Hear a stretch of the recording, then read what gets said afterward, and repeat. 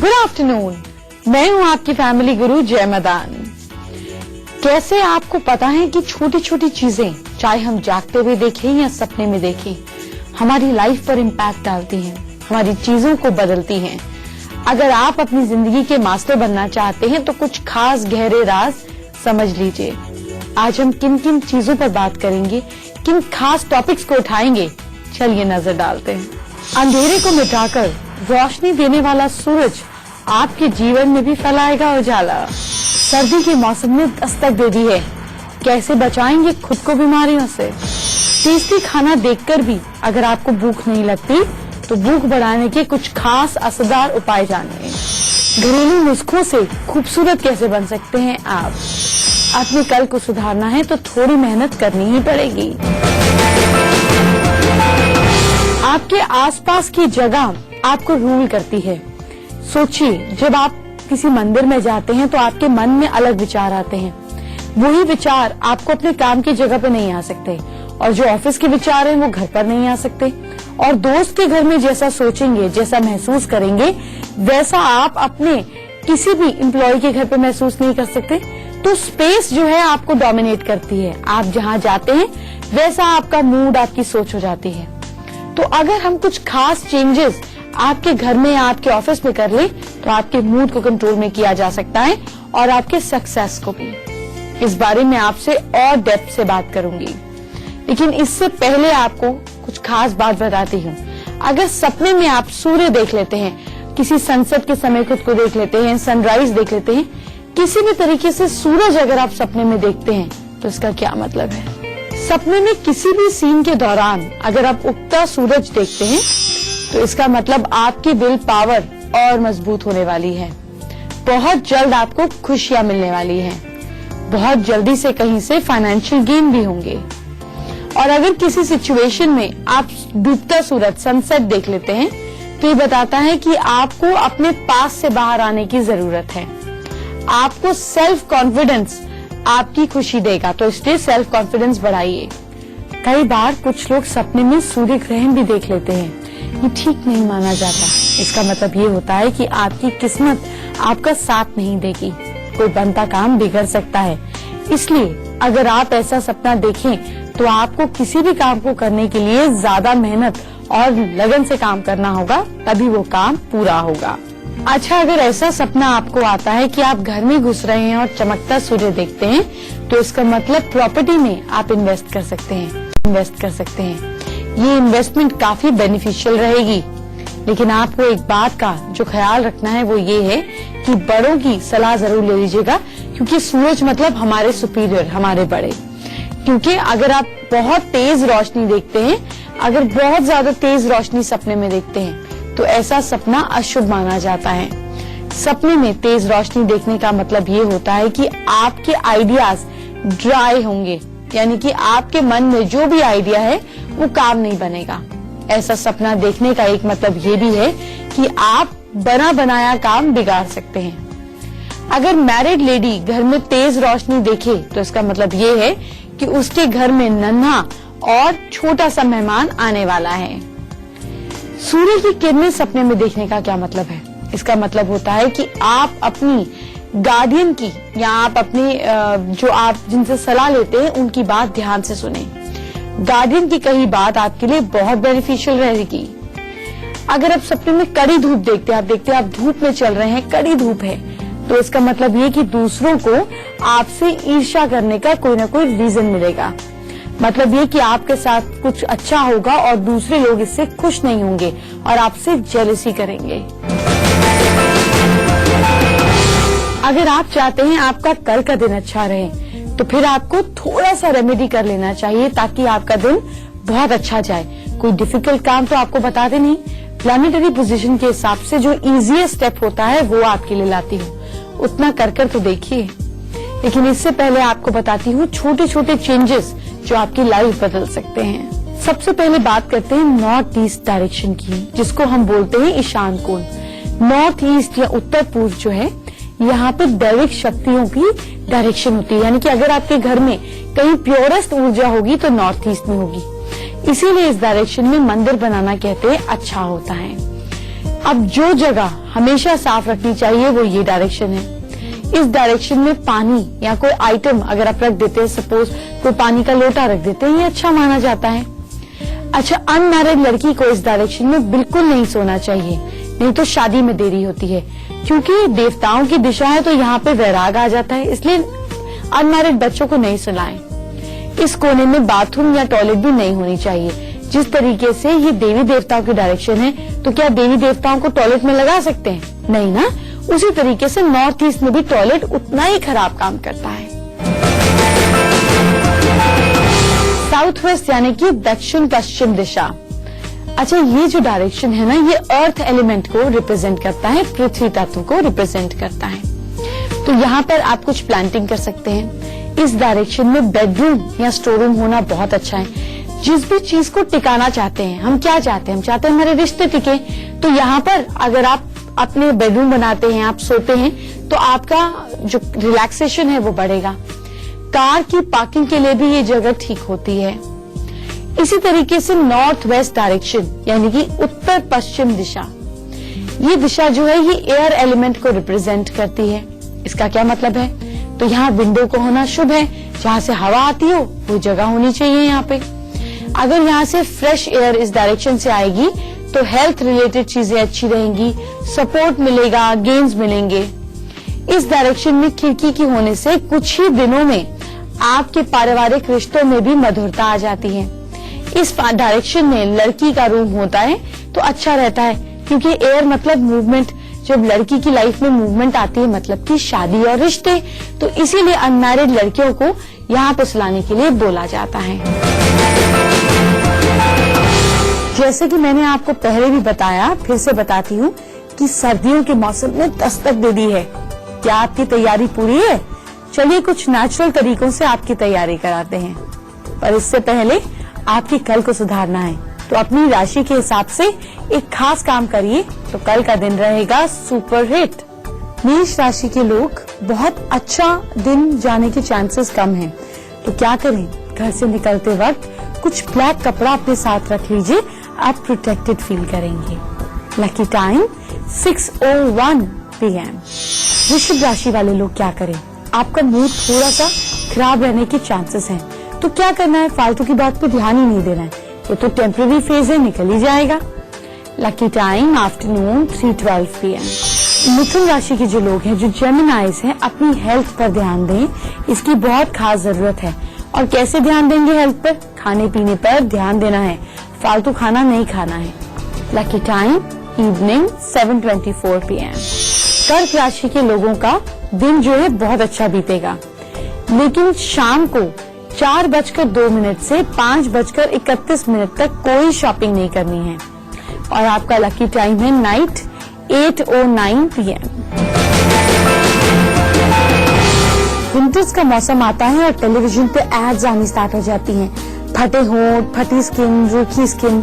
चलिए इस प्रॉब्लम को खत्म कर देते हैं। सर्दी में आपकी स्किन को उतना ही खूबसूरत बनाएंगे जितना बाकी महीनों में होती है, ये मेरा प्रॉमिस है। लेकिन इससे पहले सर्दियों में बीमारियों से कैसे दूर रहें, इससे आपको कुछ नेचुरल सीजनल वेजिटेबल से मदद मिल सकती है। चलिए इस बारे में और बताती हूँ। अगर आप विंटर्स की सीजन में गाजर खाते हैं तो इससे आपकी स्किन हेल्दी रहती है, आंखों की रोशनी बढ़ती है। सर्दियों में बॉडी को ठंड नहीं लगती। अगर इस मौसम में आप ऑरेंज या फिर लेमन खाते हैं, नींबू और संतरा लेते हैं, तो ये आपके लिए बहुत अच्छा रहेगा। क्यों अच्छा रहेगा? क्योंकि ये आपकी बॉडी में बीमारियों से लड़ने की ताकत को बढ़ाता है, आपकी बॉडी में गुड कोलेस्ट्रॉल को बढ़ाता है, आपके हार्ट के लिए अच्छा होता है और आपकी बॉडी को गर्म रखने में मदद करता है। इस मौसम में अमरूद खाएं। अगर आप अमरूद खाते हैं तो उसमें विटामिन सी होता है, जो आपकी बॉडी में बीमारी को आने के लिए रोकता है। इसमें पोटेशियम और मैग्नीशियम होता है। आप साथ साथ लहसुन अदरक जरूर खाएं। इस मौसम में लहसुन और अदरक आपको सर्दी और जुकाम, कफ से बचाए रखेंगे। मैं तो ये कहूंगी इस मौसम में शहद भी खाएं। इससे शहद, अगर आप शक्कर की जगह पर शहद खाते हैं, चीनी की जगह पर शहद खाते हैं, तो बहुत बेनिफिशियल रहता है। बॉडी में ठंडक से आपको बचाव मिलता है। आपकी बॉडी में दवाई का काम करते हैं और साथ साथ गले की खराश भी दूर रहती है। मेथी इस सीजन में बहुत मिलती है। मेथी के साथ में विटामिन के, आयरन, फॉलिक एसिड होता है।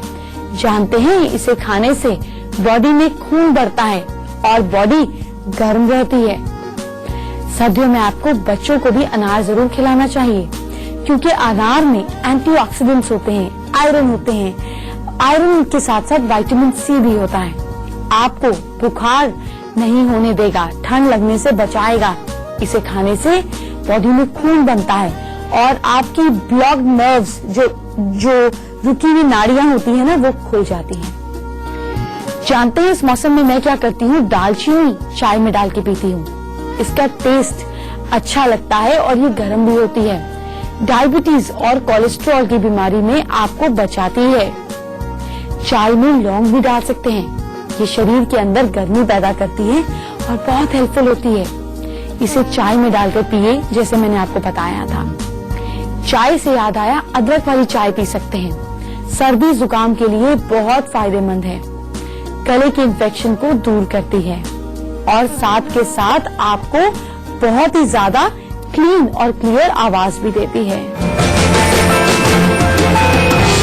क्या करना है अपने कल को बेटर करने के लिए? आपको बताती हूँ, करिएगा जरूर।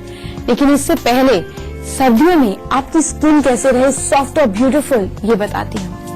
सर्दियाँ आते ही ऐसी चीजें आ जाती है टीवी पर कि आपकी स्किन कटी फटी हो रही है, रूखी हो रही है, फटे होंठ हैं। इन सर्दियों में ये सारी चीजें भूल जाइए, वो भी विदाउट कॉस्मेटिक।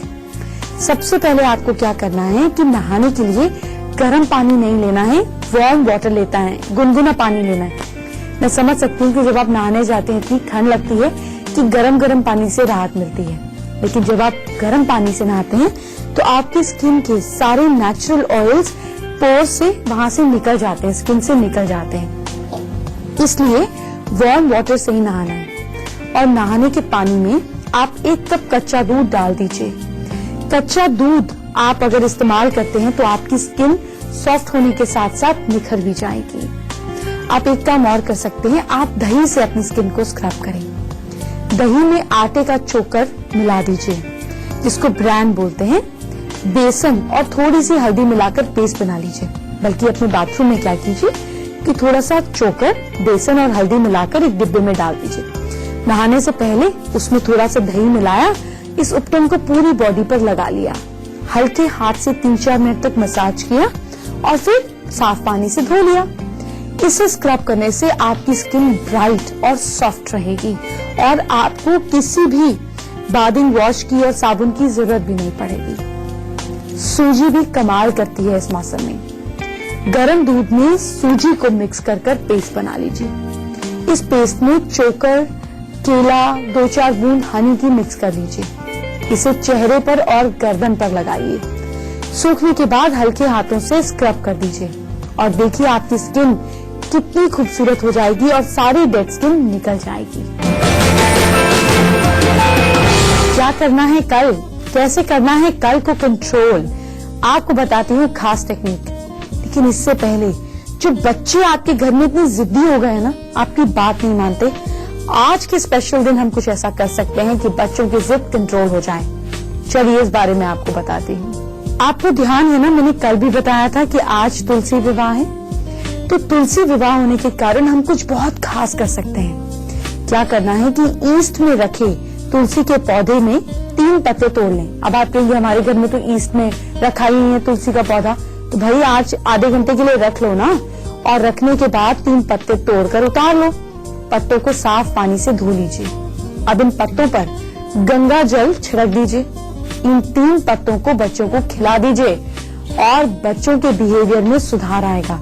अगर आप ये रोज कर सकते हैं, किसी तरीके से अपने घर में ईस्ट में तुलसी रख सकते हैं या छत पर रख सकते हैं और बच्चों को रोज 3 पत्ते खिला सकते हैं, तो देखिए आपके बच्चे। मुझे इतनी सारी मदर्स की मेल आई और वो बहुत परेशान है। क्यों परेशान है? कि बच्चों को भूख नहीं लगती, बच्चे खाना नहीं मांगते। बच्चे अपने आप बच्चों की एपेटाइट को कैसे बढ़ाएं, कैसे नेचुरली हम ये काम कर सकते हैं कि आपके बच्चे को भूख लगे, मैं आपको बताती हूँ। पर इससे पहले चलिए जरा आपके कल को सुधारते हैं। आपकी राशि वालों को बताते हैं क्या स्पेशल करना है आपको कल के लिए। लियोस का यानी कि सिंह राशि वालों का दिन जो है वो जबरदस्त एंटरटेनमेंट में बीतेगा, पर शाम को मंदिर जाकर भगवान के दर्शन जरूर करने हैं, तभी दिन लकी रहेगा। और लकी टाइम है नाइट 9:08 PM। कन्या राशि के लोग वर्गोस, अगर कोई अपनी मुराद सोचेंगे तो पूरी हो जाएगी, बड़ों की बात पर ध्यान दीजिएगा। Lucky time evening 6:12 PM। लिब्रियंस, तुला राशि के लोग, कहीं कोई खोई हुई चीज मिल सकती है तो जो खोया हुआ है वापस ढूंढना शुरू कर दीजिए, और अपने हेल्थ पर भी ध्यान दीजिएगा, हो सकता है कुछ स्टमक अपसेट हो जाए।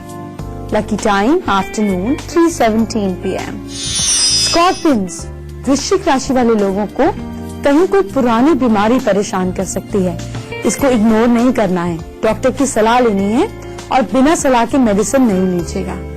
Lucky time evening 7:16 PM। अगर गवर्नमेंट जॉब नहीं लग रही है या लगी हुई है और सक्सेस नहीं मिल रही है तो चलिए आज गवर्नमेंट जॉब रिलेटेड कुछ खास उपाय आपको बता देते हैं। लेकिन इससे पहले जो बच्चों को या फिर बड़ों को भूख नहीं लगती है, इस भूख को बढ़ाते हैं। भूख बढ़ाने के लिए सुबह उठने के बाद 1 गिलास साफ पानी लें, उसे सीधे हाथ की हथेली पर रखें पानी को। अब जो मैं मंत्र बता रही हूँ, इस मंत्र से उस पानी को अभिमंत्रित कर लें, यानी कि 11 बार मंत्र बोलना है। मंत्र है ओम अमिचक्राय क्रिय नमः। अगर भूख नहीं लगती है तो सुबह उठने के बाद 1 गिलास साफ पानी लेना है, उसे राइट हैंड की हथेली पर रख देना है। अब जो मैं मंत्र बोल रही हूँ इसे बोलकर 11 बार इस पानी को मंत्र से अभिमंत्रित कर लीजिए।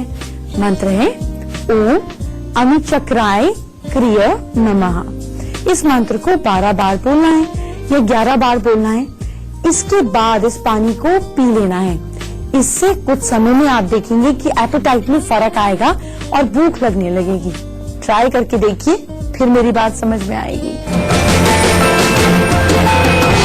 फिर बात करेंगे आपके कल की, लेकिन इससे पहले फटाफट गवर्नमेंट जॉब से रिलेटेड प्रॉब्लम्स को जरा दूर कर देती हूँ।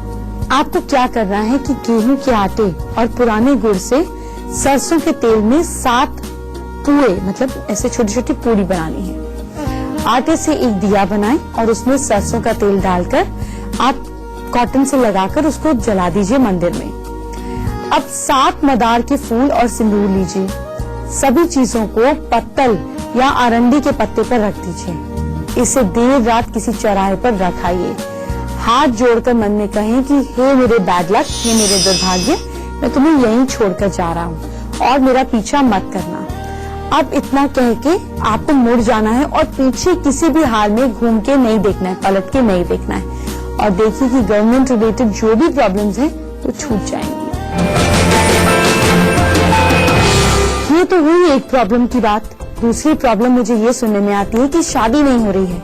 चलिए जल्दी शादी के लिए एक और खास टिप, लेकिन इससे पहले क्या करना है आपको अपनी राशि के हिसाब से ये जानिए। धनु राशि के लोग, सैजिटेरियंस, आपका दिन बहुत सक्सेसफुल जाएगा। आपका लकी टाइम इवनिंग 5:31 PM। मकर राशि के लोग अपनी फैमिली के साथ कहीं घूमने जाइएगा, आप रीजेनरेट हो जाएंगे, बहुत मजा आएगा आपको। Lucky time night 8:06 PM। Aquarians, कुंभ राशि के लोग, जरूरी काम में देरी हो सकती है, शांति बनाए रखें। Lucky time afternoon 3:19 PM। Mean राशि के लोग, प्रॉपर्टी में इन्वेस्टमेंट करने से पहले किसी की सलाह ले लें, खास तौर पे अपने बड़ों की। Lucky time evening 4:59 PM। जल्दी शादी के लिए आप क्या खास उपाय करें, चलिए बताती हूँ। आपको जल्दी शादी के लिए घर के साउथ ईस्ट में तुलसी का पौधा रखना है और नियमित तौर से तुलसी को जल अर्पित करना है, और तुलसी विवाह जरूर कराइए। देखिए कैसे होती है जल्द शादी। टाइम तो हो गया है मेरे जाने का, लेकिन आपको एक खास बात बता देती हूँ कि कल वैकुंठ चतुर्दशी है, यानी कि भगवान विष्णु का सुदर्शन चक्र आपके क्या काम आएगा कल ये बताऊंगी। आपको कैसे ये चक्र आगे बढ़ाएगा लाइफ में ये बताऊंगी। और कल फीमेल्स के लिए मैं खास बात करने वाली हूँ। फीमेल्स अपने बोलने का तरीका बदलकर अपनी पर्सनालिटी चेंज कर सकती हैं। ये खास ग्रूमिंग टिप आपके लिए, और ढेर सारी आपकी टेंशन्स को करेंगे छूमंतर। तो कल इसी समय मैं आपका इंतजार करूंगी। जो टिप सुनते हैं प्लीज लोगों के साथ शेयर करें। आप इसका बेनिफिट देखेंगे, आप समझ पाएंगे कि जो मैं आपको इंसिस्ट करती हूँ वो क्यों करती हूँ।